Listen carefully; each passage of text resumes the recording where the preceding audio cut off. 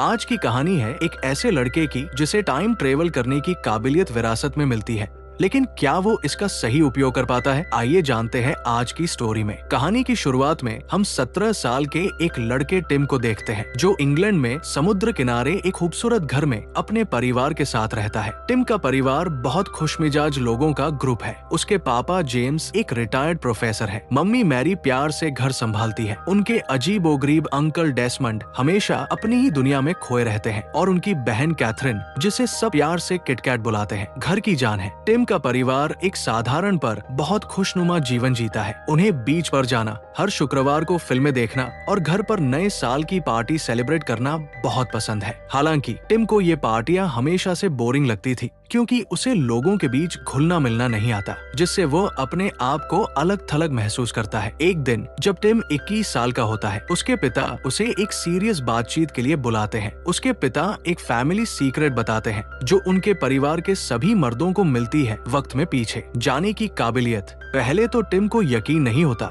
James समझाते हैं कि अंधेरी और शांत जगह पर जाकर अपनी मुट्ठी बंद करके और बीते हुए किसी खास पल के बारे में सोचने से टिम उसी वक्त और जगह पर पहुंच सकता है। टिम इसे एक मजाक समझकर हंस देता है, लेकिन इसे टेस्ट करने का फैसला करता है। टिम एक अलमारी में जाता है, मुट्ठी बंद करता है और पिछली नए साल की पार्टी के बारे में सोचता है। पलक झपकते ही वो खुद को वापस उसी पार्टी में पाता है, अलग कपड़ों में। वो हैरान पर बहुत एक्साइटेड होता है। इस बार वो पार्टी का पूरा मजा लेता है और वो सब कुछ करता है जो पहले छूट गया था। इसके बाद वो वापस अलमारी में जाता है, प्रोसेस दोहराता है और खुद को वापस अपने वक्त में पाता है। टिम भागकर अपने पिता के पास जाता है, जो कंफर्म करते हैं कि उसकी माँ को भी इस सीक्रेट के बारे में नहीं पता। जेम्स टिम को चेतावनी देते हैं कि वो इस काबिलियत का इस्तेमाल समझदारी से सिर्फ अपनी जिंदगी सुधारने और खुशी ढूंढने के लिए करे, न कि शोहरत या स्वार्थ के लिए। वो समझाते हैं कि उनके अपने पिता और अंकल ने इस तोहफे का गलत इस्तेमाल किया और अकेले और दुखी रह गए। वो टिम को सलाह देते हैं कि वो टाइम ट्रैवल का इस्तेमाल अपनी जिंदगी को प्यार और खुशी से भरने के लिए करे। इस नई काबिलियत के साथ टिम को प्यार ढूंढने का फैसला करता है। उसका मौका तब आता है जब किटकैट की खूबसूरत दोस्त शार्लोट गर्मियों में एक महीने के लिए उनके घर आती है। टिम उसे पहली नजर में पसंद करने लगता है। एक धूप वाले दिन जब शार्लोट और किटकैट बाहर आराम कर रही होती है, शार्लोट टिम से सनस्क्रीन लगाने में मदद मांगती है। टिम बहुत उत्साह से हाँ करता है, लेकिन बहुत ज्यादा सनस्क्रीन डालकर खुद को शर्मिंदा कर देता है। वो तुरंत अंदर भागता है, टाइम ट्रैवल करके उसी पल पर वापस आता है। इस बार वो कॉन्फिडेंटली पास जाता है और एक जेंटलमैन की तरह सनस्क्रीन लगाता है, जिससे शार्लोट पर अच्छा इंप्रेशन बनता है। गर्मियाँ खुशी से गुजरती है और टिम अपनी फीलिंग्स में इतना खो जाता है कि उसे अपनी टाइम ट्रैवल की काबिलियत तक भूल जाता है। जैसे ही गर्मी खत्म होने को आती है और शार्लोट वापस जाने की तैयारी करती है, टिम उसे अपनी फीलिंग्स बताने के लिए हिम्मत जुटाता है और रात में उससे बात करता है। लेकिन शार्लोट उसे बड़ी नरमी से कहती है कि वो बहुत लेट हो गया है। उसे अपनी बात पहले शेयर करनी चाहिए थी, ताकि वे अपनी गर्मियाँ अलग तरीके से बिता पाते। ये सुनकर टिम एक महीने पीछे जाता है और शार्लोट को अपना प्यार कबूल करता है। लेकिन शार्लोट का जवाब होता है कि उसे ये बात अपने आखिरी रात को ही बतानी चाहिए थी, ताकि वे एक दूसरे को बेहतर जान पाते। उस वक्त टिम को एहसास होता है कि शार्लोट ने उसे कभी उस तरीके से पसंद ही नहीं किया और टाइम ट्रैवल किसी की फीलिंग्स नहीं बदल सकता। इसे स्वीकार करके वो अपने पहले प्यार से आगे बढ़ने का फैसला करता है और शार्लोट चली जाती है।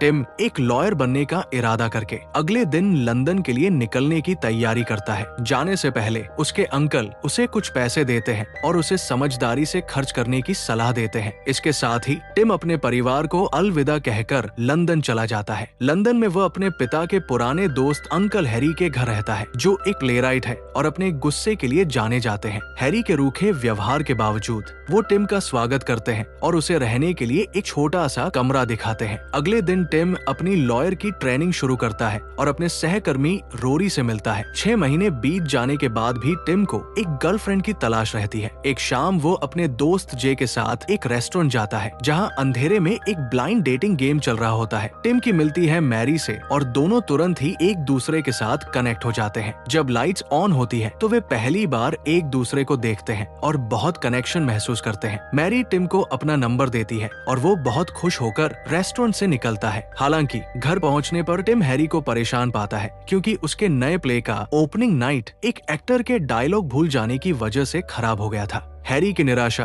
देखकर टिम उसकी मदद के लिए टाइम ट्रैवल करने का फैसला करता है। टिम प्ले के ओपनिंग नाइट पर वापस जाता है और उस एक्टर को उसके डायलॉग याद दिलाने की कोशिश करता है जिसने डायलॉग भुलाया था। हालांकि उसे जल्द ही एहसास होता है कि वो गलत इंसान के पास आ गया है। हार न मानते हुए टिम एक बार फिर वापस जाता है और सही एक्टर को उसके डायलॉग याद दिलाता है। इस बार प्ले बहुत बड़ी सफलता बन जाता है और हैरी बहुत खुश होता है। लेकिन एक प्रॉब्लम है क्योंकि टिम ने उस शाम की घटनाओं को बदल दिया। उसकी मुलाकात मैरी से कभी हुई ही नहीं। जब वो उसे कॉल करने की कोशिश करता है तो उसका नंबर उसके फोन से गायब होता है। दिल टूटकर टिम उस रेस्टोरेंट में वापस जाता है, लेकिन स्टाफ से पता चलता है कि उस रात टाइम ट्रैवल के चक्कर में उसकी मैरी से मुलाकात हुई ही नहीं। दोबारा कनेक्ट होने के लिए दृढ़ संकल्पित टिम को याद आता है कि मैरी ने एक खास मॉडल के प्रशंसक होने की बात कही थी। इस सुराग का पीछा करते हुए वो एक एग्जीबिशन में जाता है जहां आखिरकार उसे मैरी दिखती है। वो उसके पास जाता है लेकिन मैरी उसे पहचानती नहीं है। हार न मानते हुए टिम उससे बातचीत शुरू करता है और वे दोनों कुछ वक्त साथ बिताते हैं। हालांकि टिम को पता चलता है कि मैरी का अब एक बॉयफ्रेंड है, रोरी, जिससे वो एक पार्टी में मिली थी।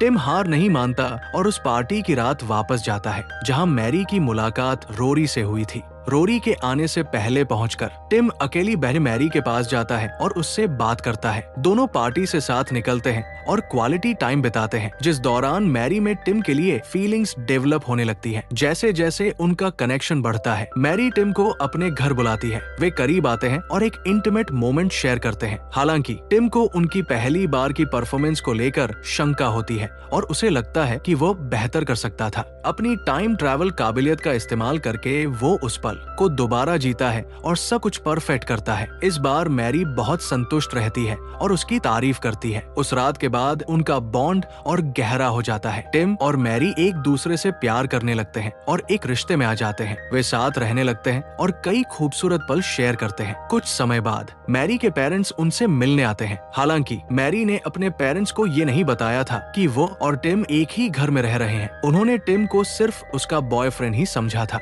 इनिशियल सरप्राइज के बावजूद मैरी के पेरेंट्स टिम से बात करते हैं और उन्हें पसंद करने लगते हैं। एक शाम टिम की अचानक शार्लोट से मुलाकात हो जाती है और वह उससे मिलने का फैसला करता है। शार्लोट उसे एक दोस्त से मिलवाती है और उसे अपनी गर्लफ्रेंड बताती है। इससे टिम कंफ्यूज हो जाता है और उसे लगता है कि वे दोनों एक रोमांटिक रिलेशनशिप में हैं। हालांकि ऐसा नहीं होता। सिचुएशन अवॉर हो जाती है और टिम को शार्लोट से मिलकर पछतावा होता है। वो उससे बिल्कुल न मिलने के लिए टाइम ट्रैवल करता है। हालांकि जैसे ही वो जा रहा होता है, शार्लोट उसे देख लेती है और वे बात करने लगते हैं। शार्लोट उसे पहले रिजेक्ट करने का अफसोस जताने लगती है और कहती है कि अब उसे टिम पसंद है। शार्लोट टिम को डिनर पर बुलाती है और कुछ वक्त साथ बिताने के बाद उसे अपने घर छोड़ने के लिए कहती है। अपने घर पर वो उसे अंदर बुलाती है, लेकिन टिम अंदर नहीं जाता। वापस आते वक्त उसे एहसास होता है कि वो मैरी से कितना प्यार करता है। उसी रात टिम घर जाकर मैरी को प्रपोज करता है। खुशी से भरी मैरी उसकी प्रपोजल स्वीकार कर लेती है। टिम मैरी को अपने परिवार से मिलवाने ले जाता है। वो तुरंत उसकी माँ के साथ घुल मिल जाती है और टिम की बहन कैथरीन भी उसे मिलकर बहुत खुश होती है। डिनर के दौरान टिम ऐलान करता है कि मैरी प्रेग्नेंट है और उनकी जल्दी शादी होने वाली है। परिवार इस खुशखबरी का जश्न मनाता है और उन्हें अपना आशीर्वाद देता है। टिम और मैरी अपनी शादी की प्लानिंग करने लगते हैं और उनकी शादी के दिन मैरी एक खास सॉन्ग बजाने का फैसला करती है जो टिम और उसके पिता दोनों के लिए स्पेशल है। हालांकि शादी के दिन भारी बारिश और तूफान होता है, लेकिन वे खुशी और उत्साह के साथ शादी करते हैं और ये दिन प्यार और खुशी से भरा रहता है। बाद में टिम और मैरी अपनी बेटी पोजी को इस दुनिया में लाते हैं। उसके आने से पूरे परिवार में बहुत खुशी छा जाती है। टिम और मैरी एक साथ एक घर में शिफ्ट हो जाते हैं और अपनी जिंदगी का एक नया चैप्टर शुरू करते हैं। टिम अपनी जिंदगी से इतना खुश होता है कि उसे अब टाइम ट्रैवल की जरूरत बहुत कम महसूस होती है। फिर हम देखते हैं कि पोजी के पहले बर्थडे पर सब लोग टिम के घर इकट्ठा होते हैं, सिवाय कैथरीन के। जल्द ही कैथरीन का बॉयफ्रेंड आता है और टिम को बताता है कि उसका और कैथरीन का झगड़ा हो गया था। गुस्से में कैथरीन ने शराब पी थी,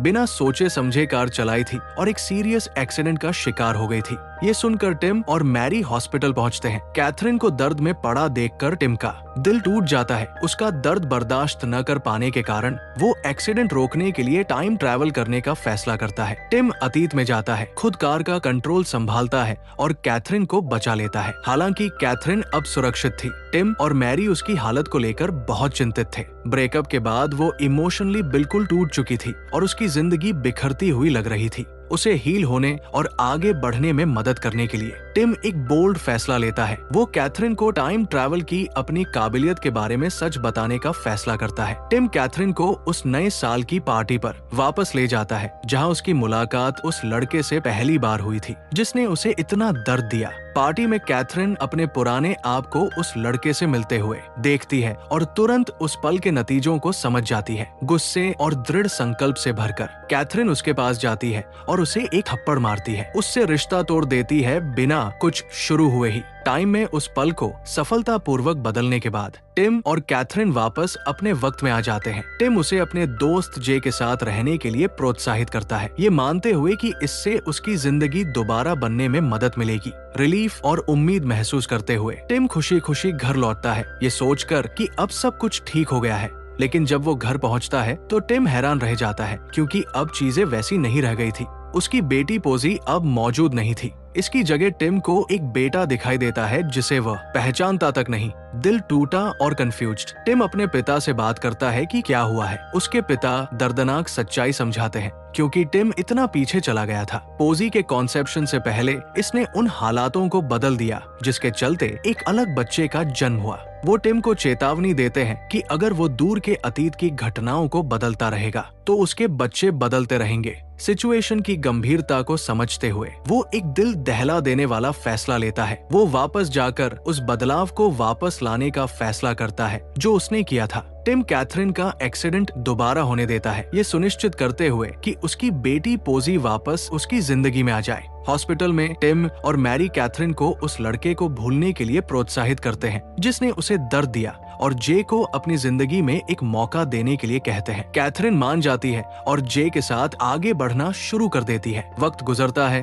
और टिम और मैरी अपने परिवार में एक और बच्चे का स्वागत करते हैं। लेकिन जैसे ही उनकी जिंदगी परफेक्ट लगने लगती है, टिम को एक दुखद खबर मिलती है। उसके पिता जेम्स को कैंसर है। दिल टूटकर टिम अपने पिता से कहता है कि वो अतीत में जाकर इसे बदलने की कोशिश करेगा, लेकिन जेम्स उसे प्यार से समझाते हैं कि जिंदगी की कुछ चीजें ऐसी होती हैं जिन्हें टाइम ट्रैवल भी नहीं बदल सकता। जेम्स टिम को एक और लाइफ लेसन देते हैं, एक सीक्रेट जो उनके मुताबिक टिम को एक खुशहाल जिंदगी जीने में मदद करेगा। वो टिम को सलाह देते हैं कि वो हर दिन को 2 हिस्सों में जिए। पहले हिस्से में उसे सामान्य तरीके से जीना चाहिए, बिना टाइम ट्रैवल के जैसे हर कोई जीता है। फिर दिन के दूसरे हिस्से में उसे टाइम ट्रैवल करके उसी दिन को दोबारा जीना चाहिए। इस बार उसकी खूबसूरती और छोटी छोटी खुशियों को एंजॉय करना चाहिए जो पहली बार में उसकी नजर से छूट गई हो। टिम अपने पिता की सलाह मानता है और हर दिन को इसी तरीके से जीना शुरू कर देता है। हालांकि वो अनिवार्य दिन आ ही जाता है जब टिम के पिता का निधन हो जाता है। जेम्स के अंतिम संस्कार से पहले टिम अपने पिता से आखिरी बार मिलने के लिए अतीत में जाता है। जेम्स समझ जाते हैं कि टिम भविष्य से आया है और वे दोनों अपने आखिरी पलों को खूब एंजॉय करते हैं। अपने पिता की मृत्यु के बाद भी टिम जब भी उनके साथ रहने की जरूरत महसूस करता, अतीत में जाकर उनसे मिलता रहता है। लेकिन एक दिन मैरी अपनी इच्छा जताती है कि वे एक और बच्चा चाहती है। टिम को इस फैसले का वजन महसूस होता है। अगर उनका एक और बच्चा हुआ तो ये टाइमलाइन बदल देगा